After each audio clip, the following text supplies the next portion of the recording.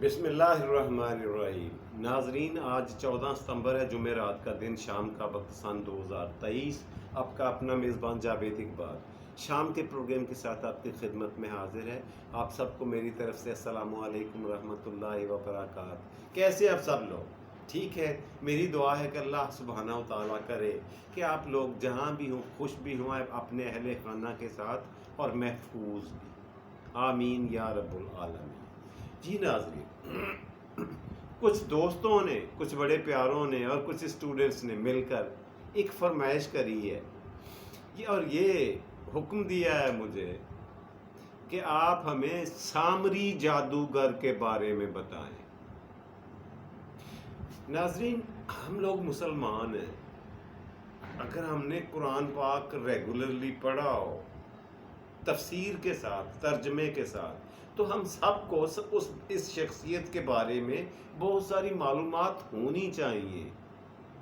خیر، جو میری ناقص عقل، تھوڑے علم، تھوڑی سی سمجھ کے بعد جو تھوڑی بہت میرے پاس ناقص عقل ہے، اس کے مطابق اپنی کم تر معلومات کے حوالے سے میں آپ کی خدمت میں پیش کرتا ہوں اس شخصیت کو ایک کہانی کے طور پر، سامری جادوگر۔ ناظرین، حضرت موسیٰ علیہ السلام اللہ کے بہت برگزیدہ اور پیارے نبی تھے۔ وہ نبی، وہ رسول جن کے ساتھ اللہ سبحانہ و تعالیٰ براہ راست گفتگو کیا کرتے تھے، ان کو یہ رتبہ اور مرتبہ حاصل تھا حضرت موسیٰ علیہ السلام کو، اور یہ بنی اسرائیل میں تشریف لائے اور یہی ان کی قوم بنی، سب کو پتہ ہے۔ سورۃ بقرہ پڑھ کے دیکھیں قرآن پاک کی، پورے کا پورا واقعہ آپ کو وہاں سے مل جائے۔ خیر، ہوا یہ کہ حضرت موسیٰ علیہ السلام جو تھے ابھی پیدا ہوئے تھے۔ لمبی کہانی ہے، لمبا قصہ، آپ کی خدمت میں عرض کرتا چلوں کہ قرآن پاک فرقان مجید میں سب سے زیادہ جس نبی کا ذکر خیر ہے وہ ان کا نام حضرت موسیٰ علیہ السلام ہے۔ یہ بھی سوال ہے اور اس کا جواب بھی میں نے آپ کو دے دیا ہے آپ کی معلومات میں اضافے کے لیے۔ حضرت موسیٰ علیہ السلام جب پیدا ہوئے تو مصر کا جو بادشاہ تھا، جو فرعون تھا، اس کو خبر دی نجومیوں نے کہ وہ بچہ دنیا میں آ چکا ہے، پیدا ہو چکا ہے، جو بڑا ہو کر تمہارے تخت کی، تمہاری شان و شوکت کو خاک میں ملا دے گا، تمہاری بادشاہت کی اینٹ سے اینٹ بجا دے گا۔ اس نے حکم دیا اپنی فوج کو، فرعون نے، کہ میرے ملک میں مصر میں جتنے بچے پیدا ہوئے نومولود ہیں سب کو قتل کر دیا جائے۔ اب حضرت موسیٰ علیہ السلام کیسے زندہ بچ گئے یہ ایک علیحدہ سے کہانی ہے، لیکن بتاؤں گا یہ کہ سامری بھی انہی بچوں میں شامل تھا۔ سامری جادوگر یہ بھی ایک بچہ تھا، اس کا نام ماں نے سامری رکھا تھا، اور اس کی ماں نے جب اسے جنم دیا تو رات کے اندھیرے میں لوگوں کی نظر سے بچا کر آبادی سے باہر جا کر پہاڑ کی ایک غار میں بے سر و سامان، بے آسرا چھوڑ کر واپس آ گئی، اس یقین کے ساتھ کہ اگر اس کی زندگی، اس کی حیات اللہ سبحانہ و تعالیٰ کو منظور ہوئی تو اس کو دنیا کی کوئی چیز مار نہیں سکے گی۔ ٹھیک ہے، وہ واپس اپنے گھر چلی گئی، اس کو غار میں چھوڑا۔ اب اس کے بارے میں روایات کے مطابق کہا یہ جاتا ہے، بتایا یہ جاتا ہے کہ حضرت جبریل امین علیہ السلام اپنی انگلی مبارک سے اس بچے کو دودھ پلایا کرتے تھے اس غار میں اللہ کے حکم سے، اور یوں یہ بچہ پرورش پاتا رہا۔ جب یہ چلنے پھرنے اور خود اپنی خوراک کھانے کے قابل ہوا تو یہ اس میں خاصیت یہ تھی کہ اس نے جبریل علیہ السلام کو بڑے قریب سے دیکھا اور بار بار دیکھا، پہچانتا تھا انہیں۔ اور دوسرا کام اس نے یہ کیا کہ جہاں پر آ کر حضرت جبریل امین، سیدنا جبریل علیہ السلام کا گھوڑا آ کر رکتا تھا، اس کے قدموں کے نیچے جو زمین تھی، جو مٹی تھی، وہ اس نے مٹھی میں سنبھال کر ایک کپڑے میں باندھی اور جب یہ بستی میں آیا تو وہ مٹی اس کے پاس تھی، وہ اس مٹی کو استعمال کر کے یہ بہت سارے کرتب اور کرامات دکھا کر لوگوں کو بہکانے کی کوشش کیا کرتا تھا، لوگوں کو کرتب دکھا کر لوگوں کو بہکاوے میں لانے کے لیے ہر حربہ استعمال کیا کرتا تھا۔ اس کے پاس وہ مٹی ہمہ وقت موجود ہوتی تھی اس کی جیب میں، جس کا کسی کو پتہ نہیں تھا کہ یہ مٹی کیا ہے اور کہاں سے لایا ہے۔ اب انہی دنوں ہوا کیا، دوسرا واقعہ یہ ہوا، تصویر کا دوسرا رخ۔ اس کہانی کے اس حصے کو یہیں پہ روکتے ہیں اور تسلسل برقرار رکھنے کے لیے دوسری طرف دیکھتے ہیں۔ حضرت موسیٰ علیہ السلام کو اللہ پاک نے فرمایا کہ ہم آپ کو اپنی مقدس کتاب عنایت کرنا چاہتے ہیں جس کا نام تورات ہے۔ اس کتاب کو حاصل اور وصول کرنے کے لیے آپ کو متواتر 40 دن تک کوہ طور پر قیام کرنا پڑے گا۔ حضرت موسیٰ علیہ السلام نے حامی بھری اور اللہ کا حکم تھا، سر تسلیم خم کیا، مان لیا اور اس پر عمل کرنے کے لیے 40 دن کا کھانا پینا اور تیاری کر کے ساتھ لے کر کوہ طور پہاڑ پر چلے گئے، تشریف لے گئے۔ اب ان کی عدم موجودگی میں کیا ہوا؟ سامری جادوگر حرکت میں آیا۔ اس کے پاس ایک فن اور ہنر تھا، سامری کے پاس، کہ یہ سونے اور چاندی کو پگھلا کر بہت ساری نوادرات اور زیورات بنا لینے کا ہنر جانتا تھا۔ اس نے بنی اسرائیل کو یعنی مصر کی قوم کو، حضرت موسیٰ علیہ السلام کی قوم سے یہ کہا جو امیر کبیر لوگ تھے، ان کو بولا کہ اپنے گھروں سے مجھے سونا نکال کر دو، میں آپ کو ایک خاص چیز بنا کر دکھاتا ہوں۔ لوگوں نے، بنی اسرائیل نے، حضرت موسیٰ علیہ السلام کی قوم نے، جو امیر کبیر لوگ تھے، صاحب حیثیت تھے، انہوں نے اپنے اپنے گھر سے لا کر اس کو سونا دیا۔ اس نے وہ سونا پگھلا کر ایک گائے کے بچے کی شکل کا جانور بنا دیا، یعنی بچڑا۔ گائے کے بچے کی شکل کا ہو بہو بچڑا بنایا سونے کا، اور جیب سے نکالی وہی مٹی جو جبریل امین علیہ السلام کے گھوڑوں کے قدموں کی دھول تھی۔ وہ مٹی پھونکی اس بچے کے اوپر، بچڑے کے اوپر، اور وہ بچڑا گائے کی طرح آواز نکالنے لگ گیا، بالکل ایسے بول رہا تھا جیسے زندہ صحیح سلامت گائے آواز نکالتی ہے۔ دور دراز سے لوگ، پورے مصر سے بلکہ دوسرے ملکوں سے لوگ اس بچڑے کو دیکھنے آ رہے تھے۔ اب حضرت موسیٰ علیہ السلام موجود نہیں تھے، ان کو پہاڑ میں گئے ہوئے ابھی 40 دن نہیں ہوئے تھے، انہوں نے 40 دن بعد آنا تھا۔ ابھی وہ 10-15 دن باقی تھے کہ اس نے یہ کمال کیا، حرکت کی، غلیظ اور گندی حرکت سامری جادوگر نے کر دی۔ اور جب لوگ، سارے مصر کے لوگ اکٹھے ہو گئے تو پھر اگلی گری ہوئی حرکت اس نے یہ کری، ان تمام لوگوں کو یہ بتایا کہ آپ سب کا، میرا اور موسیٰ علیہ السلام کا خدا یعنی رب یعنی اللہ یہ ہے۔ اچھا، سارے لوگوں کے لیے عجوبہ تو تھا۔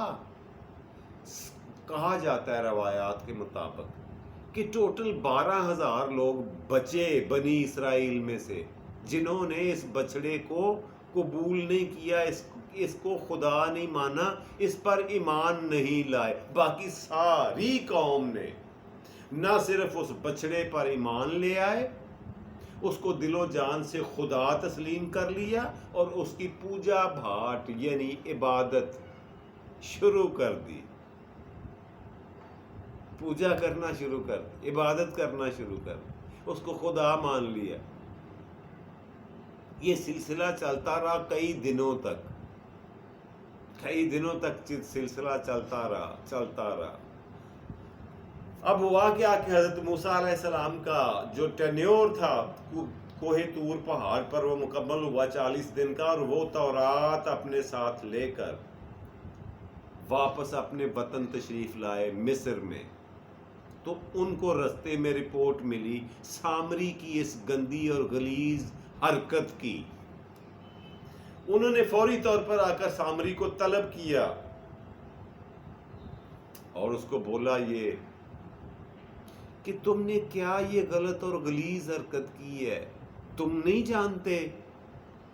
کیا تمہارے سامنے نہیں ہوا کہ میں اپنے حامیوں اور فوجیوں کے ساتھ، اپنے حمایتیوں اور ماننے والوں کے ساتھ بھاگ رہا تھا اور دریائے نیل نے مجھے رستہ دیا اللہ کے حکم سے؟ میں اور میرے حواری سارے کراس کر گئے دریائے نیل کو، اور فرعون اور اس کے حامیوں کو، اس کی فوج کو، اس کے ساتھیوں کو اسی دریائے نیل نے نگل لیا، اپنے اندر ڈبو دیا، مار دیا۔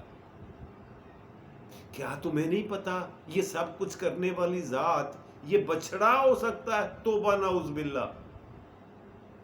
ساری باتیں سنتا رہا سامری جادوگر، اور آخر جھنجھوڑ کر موسیٰ علیہ السلام نے پوچھا تم نے یہ غلط اور گندی حرکت کری کیوں؟ اس نے بڑے دھڑلے سے، دیدہ دلیری سے جواب دیا، میرا دل کیا اور میں نے کر دی، اب آپ سے جو ہوتا ہے وہ کر لو۔ یہ تھا اس کا غرور، اس کا تکبر، اس کی گمراہی۔ کس کی؟ سامری جادوگر کی۔ اور میرے خیال سے اس کی زندگی کی سب سے بڑا گناہ اور سب سے بڑی غلطی بھی یہی، باقی چھوٹی موٹی شوبدہ بازیاں، چھوٹے موٹے واقعات وہ لوگوں کو دکھاتا رہتا تھا، لیکن یہ ایک خدا بنا کر، ایک رب بنا کر رکھ دینا اور اس میں سے آواز نکلوا کر لوگوں کو بتانا کہ یہ رب العالمین ہے، یہ کوئی قابل معافی اور چھوٹا جرم نہیں تھا۔ حضرت موسیٰ علیہ السلام نے اس کو بولا کہ تمہارا غرور اور تکبر میرے لیے اور میرے اللہ کے لیے قابل قبول نہیں ہے، پسند نہیں ہے۔ تمہارے ساتھ آخرت میں تو جو اللہ سبحانہ و تعالی کریں گے سو کریں گے، اس دنیا میں ابھی اور اسی وقت میں تمہیں وعید سناتا ہوں، بری خبر سناتا ہوں تمہارے لیے اللہ کے حکم سے، کہ آج کے بعد تم کسی آبادی میں رہنے کے قابل نہیں رہو گے، اور جو شخص بھی تمہارے پاس آئے گا تم اسے دور سے بولو گے، منع کرو گے کہ مجھے ہاتھ نہ لگانا، مجھے نہ چھونا، میرے قریب نہ آنا، یہی تمہاری سزا ہے اور تا حیات رہے گی۔ جب تک تم زندہ ہو تمہارے ساتھ یہی ہوگا۔ خیر سامری جادوگر نے جی فوری طور پر تو اس پہ کوئی رد عمل ظاہر نہیں کیا، کیونکہ اس کو غرور تھا، گمنڈ تھا، اس کا خیال تھا، زوم تھا، خوش خیالی تھی، اس کا وہم تھا کہ میرے پہ کوئی چیز اثر کر ہی نہیں سکتی۔ لیکن اللہ کا کرنا کیا ہوا کہ اس نے دیکھا یہ کہ جس شخص سے، جس بندے سے بھی وہ مصافحہ کرتا شہر میں، آنے والے 40 دنوں کے لیے ان دونوں کو، سامری جادوگر کو اور جس سے مصافحہ کی ہے، دونوں کو سخت ترین بخار ہو جاتا، بخار میں مبتلا ہو جاتے۔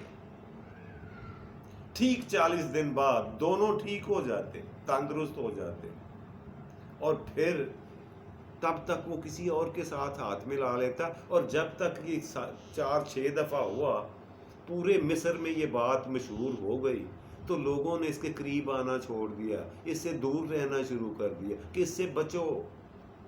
اس کو تو حضرت موسیٰ علیہ السلام نے اپنے رب کے حکم سے جو بد دعا دی ہے، جو وعید اور بری خبر سنائی ہے، وہ سچ ثابت ہو رہی ہے۔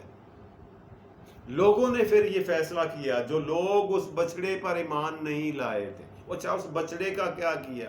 حضرت موسیٰ علیہ السلام نے اس کو توڑا، ریزہ ریزہ کیا اور اسی دریائے نیل میں بہا دیا اس بچڑے کو۔ اور جو موسیٰ علیہ السلام کے پیروکار 12,000 بچے تھے جنہوں نے اس بچڑے کو خدا نہیں مانا تھا، انہوں نے ان لوگوں کو قتل کرنا شروع کر دیا جو بچڑے پر ایمان لائے تھے۔ سو وسیع پیمانے پر قتل و غارت گری شروع ہو گئی مصر میں۔ حضرت موسیٰ علیہ السلام نے اس سلسلے کو روکنے کے لیے اللہ سبحانہ و تعالیٰ سے رجوع کیا، معافی کی درخواست کی، ان لوگوں کے لیے عفو و درگزر کا پروانہ اپنے اللہ کے سامنے رکھا، درخواست رکھی جو قبول ہو گئی۔ حضرت موسیٰ علیہ السلام کی دعا، التجا اور درخواست منظور ہوئی، اللہ پاک نے ان کو معاف کر دیا، انہوں نے رجوع کر لیا واپس، بچڑے کو بھول کر اپنے اصلی وارث، اصلی خالق، اصلی مالک، اصلی رازق پر ایمان لے آئے دوبارہ سے۔ اور دوسری طرف سامری جادوگر مجبوراً بستی سے باہر چلا گیا۔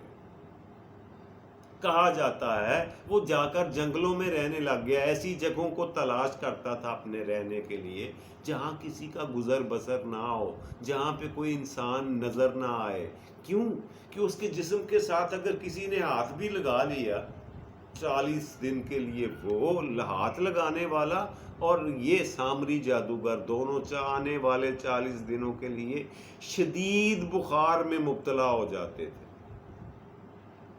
اور پھر بالآخر یہ جنگلوں میں گھومتا پھرتا اور مارے پھرتا ہوا، خاک چھانتا ہوا اپنے منطقی انجام کو پہنچا، یعنی وفات پا گیا۔ یہ تھا ناظرین واقعہ، یہ تھی کہانی جو میں نے انتہائی اختصار کے ساتھ مختصر کر کے آپ کی خدمت میں پیش کی ہے۔ یہ بہت لمبا قصہ ہے، بڑی لمبی کہانی ہے، لیکن میں نے آپ کے ٹائم کو، ویڈیو کے ٹائم کو بھی مد نظر رکھنا ہوتا ہے، اور دریا کو کوزے میں بند کر کے بہت بڑی کہانی کو چھوٹی سی بنا کر خاص باتیں آپ کی خدمت میں پیش کر دی ہیں، اور سمجھنے والوں کے لیے اشارہ ہی کافی ہوتا ہے، وہ باقی کی کہانی خود ہی سمجھ جاتے ہیں۔ جی ناظرین، تو بڑھتے ہیں آج کے پروگرام کے دوسرے مزیدار اور بہترین سیگمنٹ کی طرف۔ آپ کی معلومات میں اضافہ کرنے کے لیے آج کا سوال اور اس کا جواب۔ کون سا سوال پوچھوں؟ دینیات کا پوچھوں یا جنرل نالج کا؟ سائنس کا پوچھوں یا طب کا؟ چلیے جنرل نالج کی بات کرتے ہیں۔ ناظرین، پوری دنیا میں ایک شہر ایسا بھی ہے، ایک خاص ملک کا خاص شہر ایسا ہے جس میں ایک بھی فقیر، گداگر اور منگتا نہیں ہے، بھیک مانگنے والا کوئی نہیں ہے۔ دنیا کے اس شہر کا نام بتائیں۔ بہت بڑا شہر ہے، آبادی کے لحاظ سے دنیا کا 1 نمبر شہر ہے، اتنا بڑا شہر، اور اس کا ترہ امتیاز دیکھیں کہ ایک بھی شخص وہاں پہ بیکاری منگتا یا بھیک مانگتا ہوا نظر ہی نہیں آتا، ہے ہی نہیں۔ جی ناظرین، یہ شہر ہے جاپان کا دارالحکومت، اور اس کا نام ہے ٹوکیو۔ ٹوکیو جاپان کا دارالحکومت وہ شہر ہے جہاں پہ آپ کو منگتا، بھیک مانگنے والا کوئی نظر نہیں آئے۔ امید ہے آپ کو آج کا سوال اور جواب نے آپ کی معلومات میں اضافہ کیا ہوگا۔ آپ بڑھتے ہیں آج کے پروگرام کے تیسرے، آخری اور مزیدار سیگمنٹ کی طرف، اور وہ روزانہ کی طرح ہوتا ہے آج کا شعر۔ جی ناظرین، آج کا شعر ملاحظہ فرمائیں۔ کئی بار کہا دل سے، چل بھول بھی جا اس کو۔ کئی بار کہا دل سے، چل بھول بھی جا اس کو۔ ہر بار کہا دل نے، تم دل سے نہیں کہتے۔ ہر بار کہا دل نے، تم دل سے نہیں کہتے۔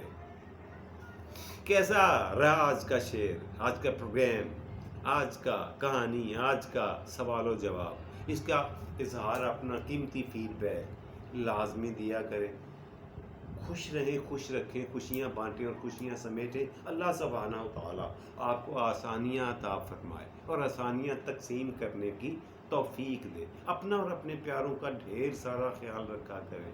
فی امان اللہ، رب رکھا، اور پاکستان زندہ باد۔